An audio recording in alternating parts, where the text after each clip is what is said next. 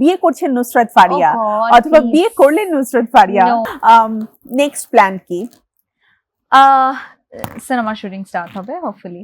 আমি ঈদে ছবি রিলিজ হয়ে গেল, I am gonna go for a trip with my family because আমার বাবাকে ডাক্তার দেখাবো। সো তারপর উইল কাম ব্যাক ইনশাআল্লাহ, then I start for another so আপাতত এই বছরটা তাহলে মুভি নিয়ে ব্যস্ত থাকা মুভি হবে। এন্ড গান। ওকে, সো ইনশাআল্লাহ। ফাইনালি আমরা আরো একটা মুভি পেতে যাচ্ছি এবং গান তো থাকছেই সাথে। আর এছাড়া নতুন কোনো এক্সাইটিং নিউজ আমাদের জন্য, যে নতুন বছর শুরু হয়ে গেল, নুসরাত ফারিয়া বিয়ে করছেন নুসরাত ফারিয়া Oh God, অথবা please. বিয়ে করলেন Nusrat Faria? No, no, no, no. আমি বিয়ে শাদী করলে all my fans and everyone will know, of course. But এখন আমার কাছে মনে হয় যে right now at this moment, বিয়েটা it's like আল্লাহ যখন লিখে রেখেছে, এটা আসলে ফোর্স করে কোনো লাভ নেই।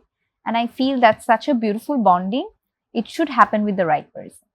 ওয়াও, সুন্দর বলেছে। এবং আমরা আসলে ফারিয়ার বিয়েতে খুব মজা করে Of course, সবাই কাচ্চি বিরিয়ানি নাচতে খেতে হবে। চাই। হ্যাঁ, সবাই নাচবে, খাওয়া দাওয়া করবে।